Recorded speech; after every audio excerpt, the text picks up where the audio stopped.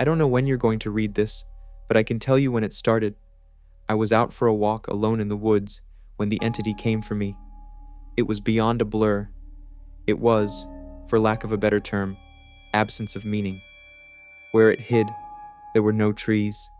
Where it crept closer, there was no grass. Through the arc, it leapt at me. There was no breeze of motion. There was no air at all. As it struck, I felt the distinct sensation of claws puncturing me somewhere unseen, somewhere I'd never felt before. My hands and arms and legs and torso seemed fine, and I wasn't bleeding, but I knew I'd been injured somehow. As I fearfully ran back home, I could tell that I was less. I was vaguely tired, and it was hard to focus at times. The solution at that early stage was easy. A big cup of coffee helped me feel normal again. For a while, that subtle drain on my spirit became lost in the ebb and flow of caffeine in my system. You could say my life began that week, actually, because that was when I met Mar. She and I got along great, though, to be honest. I'm pretty sure I fell in love with her over the phone before we even met. It was almost as if the strong emotions of that first week made the entity fight back. It was still with me, latched onto some invisible part of my being. The first few incidents were minor, and I hardly worried about them. The color of a neighbor's car changed from dark blue to black one morning, and I stared at it before shaking my head and shrugging off the difference. 2 days later, at work, a coworker's name changed from Fred to Dan. I carefully asked around, but everyone said his name had always been Dan. I figured I'd just been mistaken. Then, as ridiculous as this sounds, I was peeing in my bathroom at home when I suddenly found myself on a random street. I was still in my pajamas, pants down, and urinating, but now in full view of a dozen people at a bus stop. Horrified, I pulled up my clothes and ran before someone called the cops. I did manage to get home, but the experience forced me to admit that I was still in danger. The entity was doing something to me, and I didn't understand how to fight back. Mar showed up that evening, but she had her own key. "Hey," I asked her with confusion. "How'd you get a key?" She just laughed. "You're cute. Are you sure you're okay with this?" She opened a door and entered a room full of boxes. I know living together is a big step, especially when we've only been dating 3 months. Living together? I'd literally just met her the week before. Thing was, my mother had always called me a smart cookie for a reason. I knew when to shut my yap. Instead of causing a scene, I told her everything was fine, and then I went straight to my room and began investigating. My things were just as I had left them, with no sign of a 3-month gap in habitation, but I did find something out of the ordinary. The date. I shivered angrily as I processed the truth. The entity had eaten 3 months of my life. What the hell was I facing? What kind of creature could consume pieces of one's soul like that? I'd missed the most exciting part of a new relationship, and I would never understand any shared stories or in-jokes from that period. Something absurdly precious had been taken from me, and I was furious. That fury helped suppress the entity. I never imbibed alcohol. I drank coffee religiously. I checked the date every time I woke up. For 3 years, I managed to live each day while observing nothing more than minor alterations. A social fact here and there, someone's job, how many kids they had, that sort of thing. The layout of nearby streets, the time my favorite television show aired, that kind of thing. Always, those changes reminded me the creature still had its claws sunk into my spirit. Not once in 3 years did I ever let myself zone out. One day, I grew careless. I let myself get really into the season finale of my favorite show. It was gripping, a fantastic story. Right at the height of the action, a young boy came up to my lounger and shook my arm. Surprised, I asked, "Who are you? How did you get in here?" He laughed and smiled brightly. "Silly daddy." My heart sank in my chest. I knew immediately what had happened. After a few masked questions, I discovered that he was 2 years old and that he was my son. The agony and heartache filling my chest was nearly unbearable. Not only had I missed the birth of my son, I would never see or know the first years of his life. Mar and I had obviously gotten married and started a family in the time I'd lost, and I had no idea what joys or pains those years contained. It was snowing outside.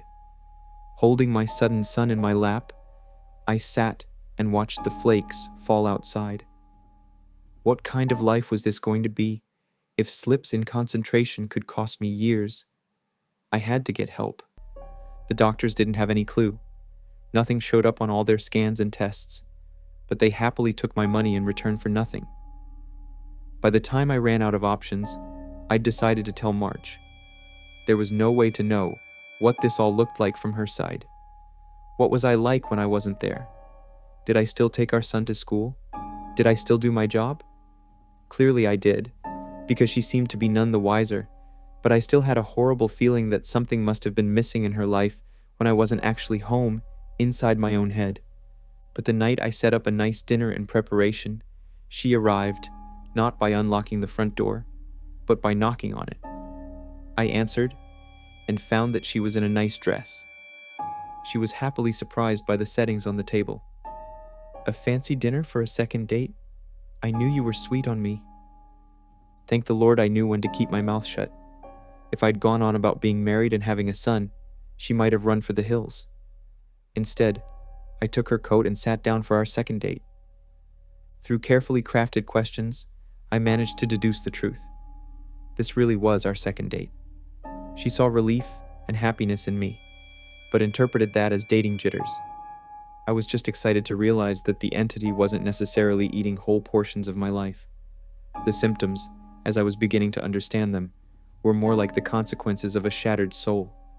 The creature had wounded me, broken me into pieces.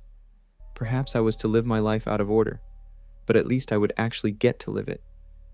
And so it went for a few years, from my perspective. While minor changes in politics or geography would happen daily, major shifts in my mental location only happened every couple months. When I found myself in a new place and time in my life, I just shut up and listened, making sure to get the lay of the land before doing anything to avoid making mistakes. On the farthest flung leap yet, I met my 6-year-old grandson, and I asked him what he wanted to be when he grew up. He said, "Writer." I told him that was a fine idea. Then, I was back in month 2 of my relationship with Mar, and I had the best night with her on the riverfront. When I say the best, I mean the best. Knowing how special she would become to me, I asked her to move in. I got to live through what I'd missed the first go-around, and I came to understand that I was never mentally absent. I would always be there, eventually. When we were moving her boxes in, she stopped for a moment and said she marveled at my great love, as if I'd known her for a lifetime and never once doubted she was the one. That was the first time I'd truly laughed freely and wholeheartedly since the entity had wounded me. She was right about my love for her, but for exactly the reason she'd considered a silly romantic analogy. I had known her my whole life, and I'd come to terms with my situation and found peace with it. It wasn't so bad to have sneak peeks at all the best parts ahead. But of course, I wouldn't be writing this if it hadn't gotten worse. The entity was still with me. It had not wounded me and departed like I'd wanted to believe. The closest I can describe my growing understanding was that the creature was burrowing deeper into my psyche, fracturing it into smaller pieces. Instead of months between major shifts, I began having only weeks. Once I noticed that trend, I feared my ultimate fate would be to jump between times in my life, heartbeat by heartbeat, forever confused, forever lost. Only an instant in each time meant I would never be able to speak with anyone else, never be able to hold a conversation, never express or receive love. As the true depth of that fear came upon me, I sat in an older version of me and watched the snow falling outside. That was the one constant in my life. The weather didn't care who I was or what pains I had to face. Nature was always there. The falling snow was always like a little hook that kept me in a place. The pure, emotional peace it brought was like a panacea on my mental wounds, and I'd never yet shifted while watching the pattern of falling white and thinking of the times I'd gone sledding or built a snow fort as a child. A teenager touched my arm. "Grandpa?" "Eh?" He'd startled me out of my thoughts, so I was less careful than usual. "Who are you?" He half grinned, as if not sure whether I was joking. Handing me a stack of papers, he said, "It's my first attempt at a novel. Would you read it and tell me what you think?" Ah, of course. Pursuing that dream of being a writer, I see. He burned bright red. Trying to, anyway. "All right. Run off. I'll read this right now." The words were blurry, and, annoyed, I looked for glasses I probably had for reading. Being old was terrible, and I wanted to leap back into a younger year, but not before I read his book. I found my glasses in a sweater pocket and began leafing through. Mar puttered in and out of the living room, still beautiful, but I had to focus. I didn't know how much time I would have there. It seemed that we had relatives over. Was it Christmas? A pair of adults and a couple kids I didn't recognize tromped through the hallway, and I saw my son, now adult, walk by with his wife on the way out the door. As a group, the extended family began sledding outside. Finally, I finished reading the story, and I called out for my grandson. He rushed down the stairs and into the living room. "How was it?" "Well, it's terrible," I told him truthfully. "But it's terrible for all the right reasons.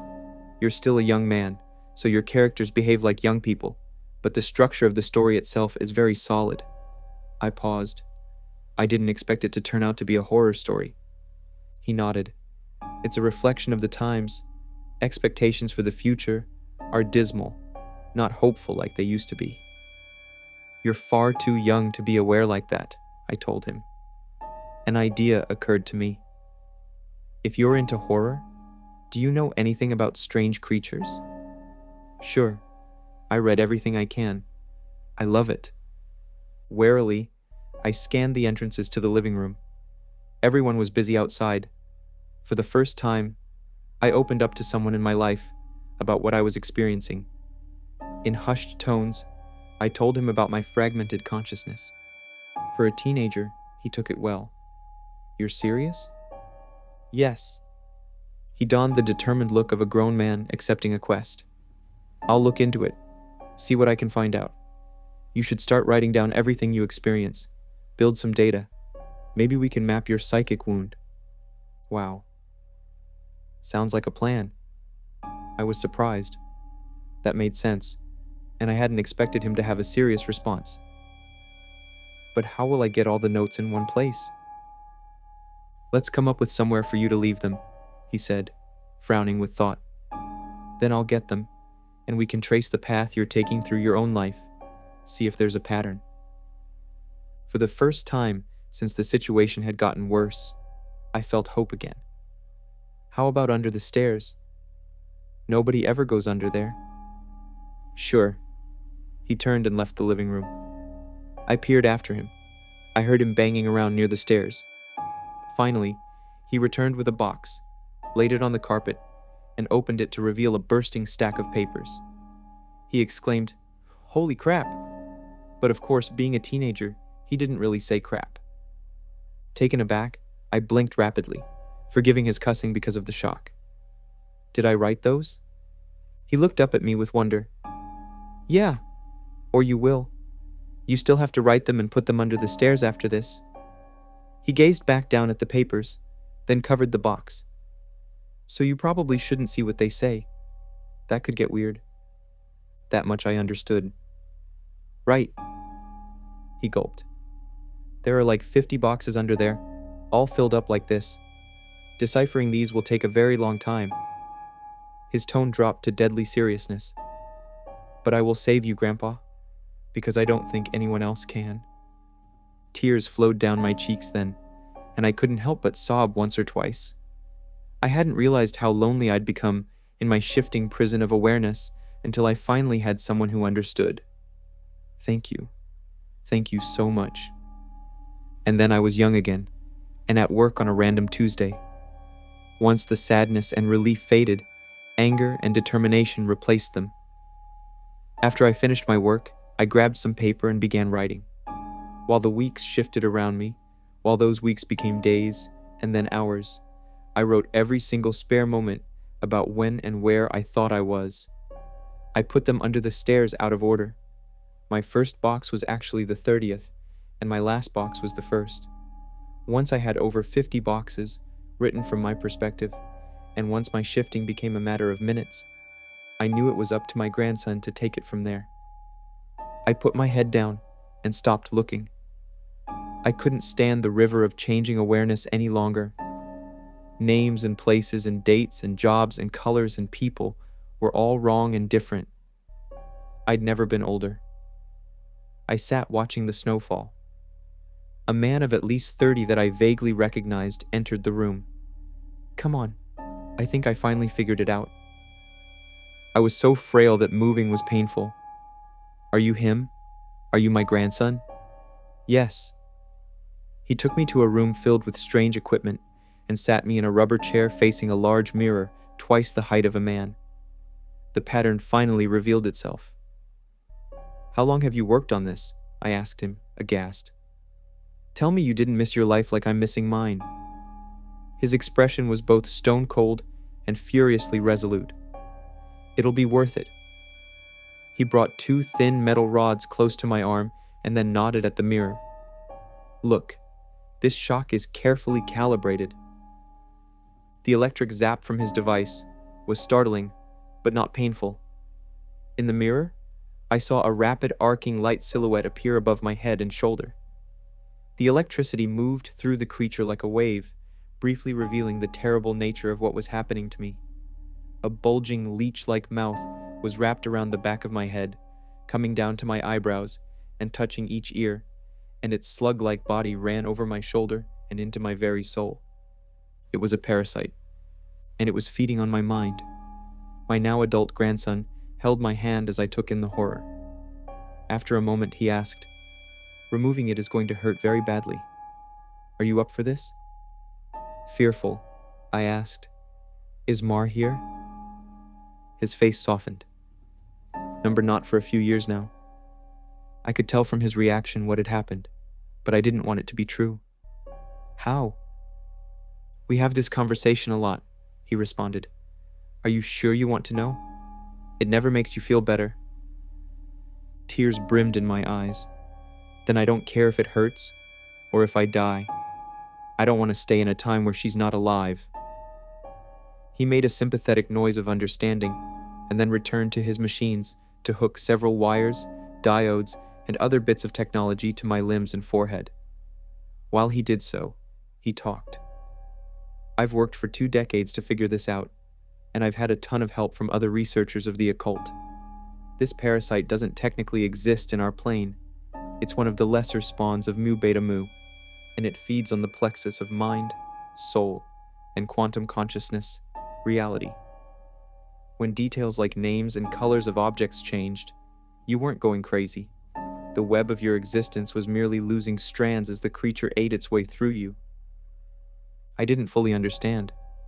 I looked up in confusion as he placed a circlet of electronics, like a crown on my head, in exact line with where the parasite's mouth had ringed me. What's Mu Beta Mu? He paused his work and grew pale. I forgot that you wouldn't know. You're lucky, believe me. After a deep breath, he began moving again and placed his fingers near a few switches. Ready?